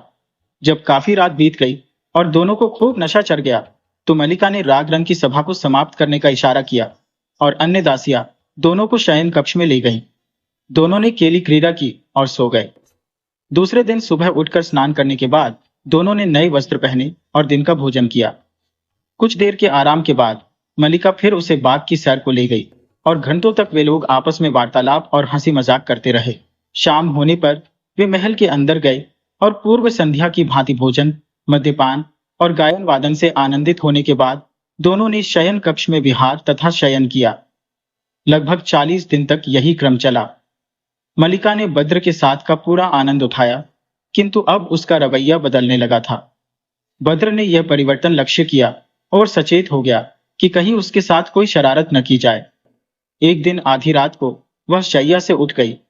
वह समझ रही थी कि बद्र सोया हुआ है, किंतु वह जाग रहा था, सिर्फ सोने का बहाना किया था। वह अधखुली आंखों से मलिका के कार्यकलाप को देखने लगा। मलिका ने एक संदूक खोला और उसमें से एक प्याला निकाला जिसमें पीली मिट्टी भरी हुई थी। फिर वह विशाल शयन कक्ष के एक कोने में गई और वहां जाकर कुछ मंत्र पढ़ने लगी, जिससे कुछ क्षणों में वहां एक जलकुंड पैदा हो गया। यह लीला देखकर बद्र भयभीत हुआ और बिस्तर पर पड़ा पड़ा कांपने लगा, लेकिन अपनी जगह से नहीं हिला। मलिका ने उस कुंड से एक पात्र में जल भरा और दूसरे पात्र में थोड़ा मैदा लेकर उस जल से उसे सानने लगी। वह मैदा सानते सानते कोई मंत्र भी पढ़ रही थी। फिर उसने एक अलमारी से कई डिबिया और खाना पकाने के बर्तन निकाले। डिबियों में से कुछ खास मसाले और दवाई निकालकर उसने सने हुए मैदे में मिलाया और एक कुलचा तैयार किया। फिर कोयले सुलगाकर तवे पर कुलचे को सेका और बाद में उसे सीधे कोयलों पर सेका। कुलचा सिंक जाने पर उसने अलमारी में सामान रखा और मंत्र पढ़कर जलकुंड को गायब कर दिया। कुलचे को सावधानी से रखने के बाद वह बद्र के पार्श्व में लेटकर सो रही। बद्र ने यह सब देखकर समझ लिया कि इस सारी क्रिया में कोई गहरा रहस्य है।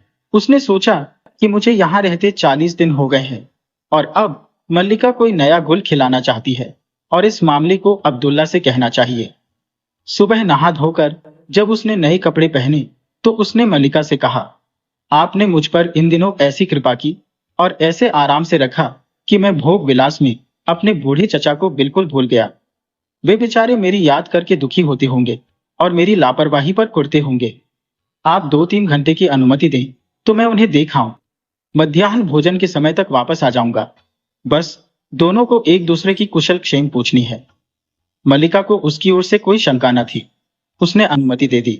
साथ ही एक बढ़िया मुश्की घोड़ा मंगवाकर और 2 एक गुलामों को उसके साथ के लिए देकर उसे अब्दुल्ला की दुकान की तरफ रवाना कर दिया।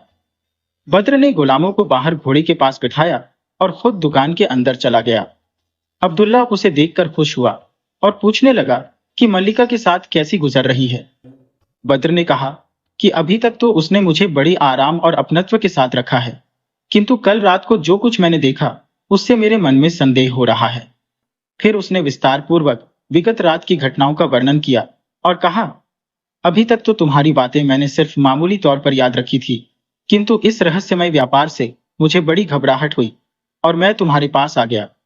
अब मुझे बताओ कि वह क्या करना चाहती है और उसकी दुष्टता से मैं कैसे बच सकता हूं, क्योंकि मुझे संदेह है कि वह मुझे हानि पहुंचाना चाहती है।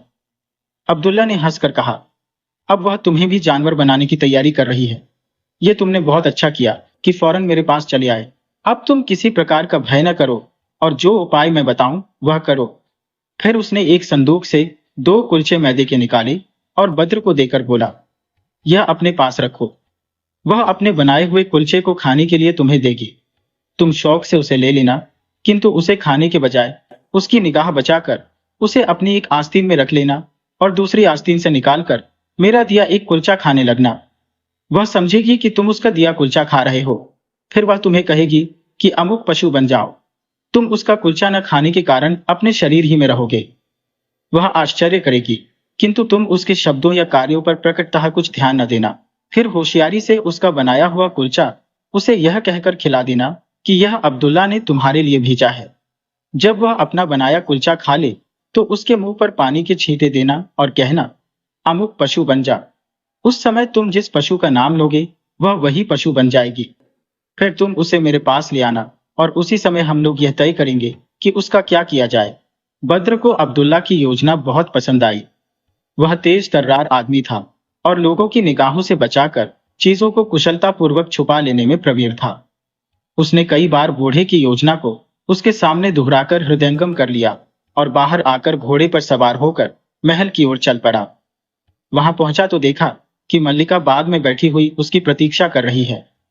बद्र को देखकर कहने लगी, मेरे प्रियतम, तुमने इतनी देर क्यों लगाई? तुम जानते हो कि मैं तुम्हारे बगैर एक क्षण भी नहीं रह सकती। बद्र ने कहा, मुझे भी तुमसे अलग होकर अच्छा नहीं लगता, लेकिन मैं क्या करता। चचा ने बहुत दिनों तक खोज खबर न लेने पर मुझसे बहुत देर तक शिकायत का सिलसिला जारी रखा। उन्होंने मेरे लिए भांति भांति के खाद्य पदार्थ तैयार किए, किंतु मैं यहाँ आकर तुम्हारे साथ भोजन करने का इच्छुक था, इसलिए थोड़ा सा मुंह झूठा भर कर लिया।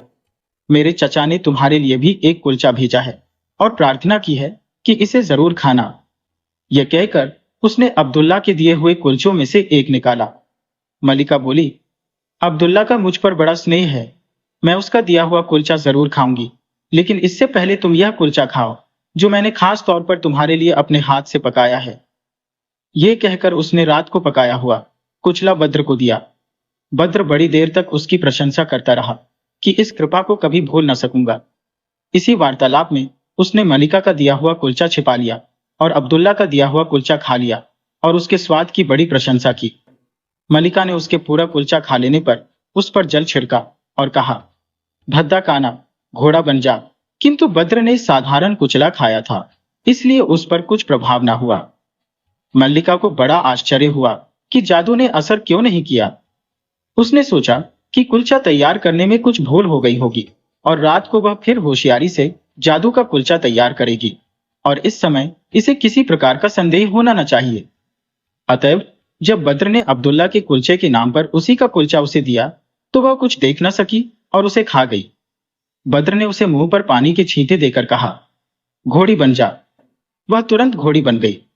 अपनी यह दशा देखकर वह बड़ी दुखी हुई और बद्र के पांवों पर अपना थूथन रगड़कर क्षमा प्रार्थना करने लगी, किंतु यह बेकार था। बद्र चाहने पर भी उसे स्त्री नहीं बना सकता था। बद्र ने साइस से कहा कि इस घोड़ी के मुंह में लगाम लगा दे, किंतु उसके मुंह में कोई लगाम ठीक से जमती ही नहीं थी। फिर बद्र ने 2 घोड़े मंगाए, एक पर खुद सवार हुआ और दूसरे पर साइस को बिठाया और घोड़ी बनी हुई मलिका को रस्सी बांधकर घसीटता हुआ अब्दुल्ला की दुकान पर ले गया। अब्दुल्ला ने दूर से यह दृश्य देखा तो प्रसन्न हुआ। वह समझ गया था कि बद्र अपने कार्य में सफल हुआ है और मल्लिका को उसकी दुष्टता का उचित दंड मिला। बद्र घोड़े से उतरा, साइस के हाथ में नई घोड़ी की रस्सी दी और दुकान में चला गया। अब्दुल्ला ने उठकर उसे गले लगाया और उसकी चतुरता की बड़ी प्रशंसा की। बद्र ने उसे पूरा हाल बताया और कहा कि इसके मुंह में कोई लगाम नहीं समाती। बूढ़े अब्दुल्ला ने अपने घोड़ों में से एक की लगाम लगाई तो वह घोड़ी बनी हुई मलिका के मुंह में आ गई। फिर उसने बद्र से कहा कि अब तुम इस देश में बिल्कुल न ठहरो, इसी घोड़ी पर सवार होकर अमुक मार्ग से होते हुए अपने देश को चले जाओ, लेकिन यह ध्यान रखना कि यह लगाम कभी इसके मुंह से निकलने न पाए, वरना यह तुम्हारे काबू के बाहर हो जाएगी। यह कहकर और रास्ते का ब्यौरा देकर वृद्ध ने उसे विदा किया। बद्र उसी घोड़ी बनी हुई रानी पर बैठकर चल दिया। कई दिनों के बाद वह एक देश में पहुंचा। वहां उसे एक बूढ़ा मिला। यह दूसरा बूढ़ा भी बड़ा सभ्य आदमी लगता था। उसने बद्र से उसके बारे में पूछा कि कहां से आते हो, कहां जाने का इरादा है, यात्रा ठीक से हो रही है या नहीं, आदि।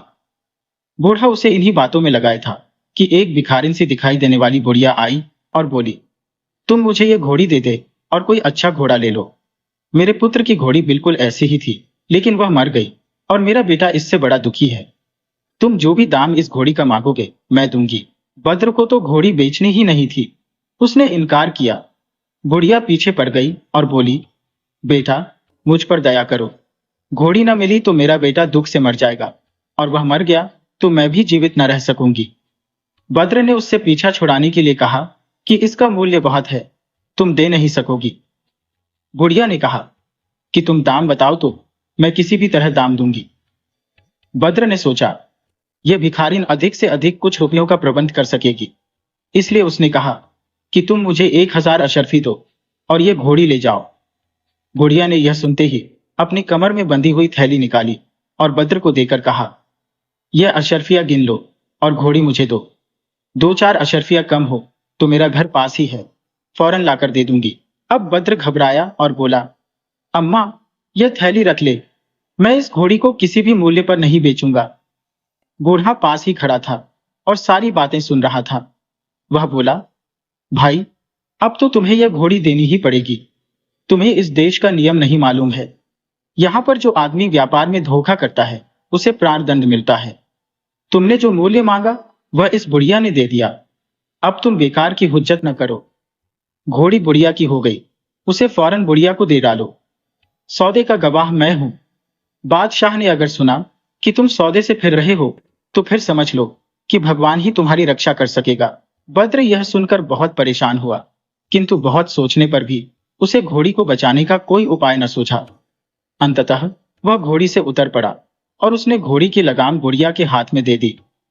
बुढ़िया घोड़ी को पास ही बहने वाली एक नहर पर ले गई और उसकी लगाम निकालकर उसने घोड़ी के मुंह पर पानी छिड़क कर कहा, मेरी प्यारी बेटी, घोड़ी का शरीर छोड़कर अपने पुराने शरीर में आ जाओ। ये कहते ही मलिका अपने असली रूप में आ गई। बद्र यह देखकर डर के मारे गश खाकर जमीन पर गिरने लगा। उस बूढ़ी ने बद्र को थाम लिया। बुढ़िया वास्तव में मलिका की मां थी और मलिका ने सारी जादू की विद्या उसी से सीखी थी।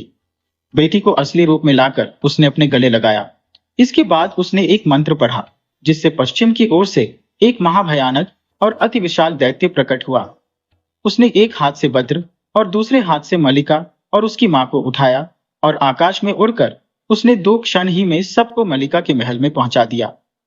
मलिका ने वहां पहुंचने पर दांत पीसते हुए बद्र से कहा, दुष्ट, मेरे एहसानों का तूने यह बदला दिया। अब देख मैं तुझे कैसा दंड देती हो। तेरे बने हुए चचा को मैं बाद में समझूंगी। यह कहकर उसने हाथ में पानी लेकर बद्र पर छिड़का और कहा, मनहूस, उल्लू बन जा। बद्र उल्लू के रूप में आ गया। फिर मलिका ने उसे एक नई दासी को देकर कहा, इसे पिंजरे में बंद कर दे और इसे दाना पानी कुछ न देना, अपने आप भूखा मर जाएगा। दासी दयालु थी। उसने बद्र को पिंजरे में तो बंद कर दिया, किंतु मल्लिका से छुपाकर उसे खाना पानी देती रही। उस दासी ने उसी दिन गुप्त रूप से अब्दुल्ला से भी कहा, मल्लिका ने तुम्हारे भतीजे को पकड़ लिया है। वह देर सवेर उसे तो मार ही डालेगी। अब तुम अपनी जान बचाओ, क्योंकि उसने तुम्हें मारने की भी धमकी दी है। अब्दुल्ला ने समझ लिया कि कठिनतम समय आ गया है और अपनी शक्ति से पूरा काम लेना चाहिए। उसने एक विशेष ध्वनि निकाली। तुरंत ही एक जिन्न प्रकट हो गया। उसके 4 हाथ थे और सबों में पंखे लगे थे। उसका नाम बर्क था। उसने आते ही कहा, स्वामी, क्या आज्ञा है? अब्दुल्ला ने कहा, तुम्हें बद्र के प्राणों की रक्षा करनी है, किंतु अभी सिर्फ यह करो कि इस दासी को ईरान के शाही महल में पहुंचा दो, ताकि इसके मुंह से राजमाता गुलनार अपने पुत्र का पूरा समाचार जान ले। जिन्न ने तुरंत ही उस दासी को ईरान के राजमहल की छत पर पहुंचा दिया। दासी जीने से उतरकर नीचे गई तो देखा कि गुलनार और उसकी माता चिंतित होकर बातचीत कर रही थी। दासी ने विनय पूर्वक दोनों को प्रणाम किया और बताया कि बद्र जादू देश की मलिका की कैद में उल्लू बनकर पड़ा हुआ है। गुलनार ने दासी को गले लगा लिया और उसके काम की बड़ी सराहना की। फिर उसने आज्ञा दी कि यह मुनादी करवाई जाए कि बादशाह बद्र 2-1 दिन ही में देश में आने वाले हैं। तीसरी बात उसने यह की कि आग मंगाकर उसमें सुगंधित द्रव्य डालकर मंत्र पढ़ा और इस तरह अपने भाई सालेह को बुला लिया। सालेह के आने पर उसने बताया कि तुम्हारा भांजा बद्र जादू के देश की अग्निपूजक रानी की कैद में उल्लू बनकर पड़ा हुआ है। सालेह ने अपनी समुद्री सेना को तुरंत जादू के देश में पहुंचने का आदेश दिया और कहा कि मैं भी वहां शीघ्र आ रहा हूं।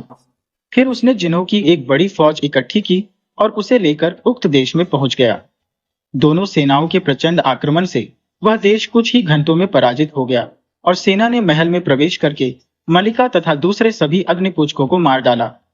गुलनार भी वहां पहुंच गई थी। उसने दासी से कहा कि वह पिंजरा उठा लाओ जिसमें बद्र बंद है। वह पिंजरा बाहर ले आई और उल्लू बने हुए बद्र को उसने बाहर निकाल लिया। गुलनार ने अभिमंत्रित जल उस पर छिड़क कर कहा, अपने पुराने रूप में आ जा। वह अपने असली शरीर में आ गया और गुलनार ने उसे गले लगाया। फिर बद्र ने अपने मामा और अन्य संबंधियों से उचित रूप से भेंट की। उसने और दासी ने बद्र पर अब्दुल्ला के एहसानों का उल्लेख किया। गुलनार सबको लेकर अब्दुल्ला के घर गई और बोली, आप ही की कृपा से बद्र मुझसे दोबारा मिला है। आपके उपकार का बदला मैं किस प्रकार दूं? बूढ़े ने कहा, मुझे तो भगवान ने जो कुछ दिया है वही मेरे लिए बहुत है, किंतु मुझे इनाम देना ही चाहे तो यह दीजिए कि बादशाह बद्र का विवाह इस दासी से कर दें, क्योंकि यह सुंदर और चतुर भी है और इस समय इसने बद्र की और मेरी अमूल्य सेवा की है। गुलनार ने यह मान लिया और काजी को बुलाकर बद्र के साथ दासी का विवाह करा दिया।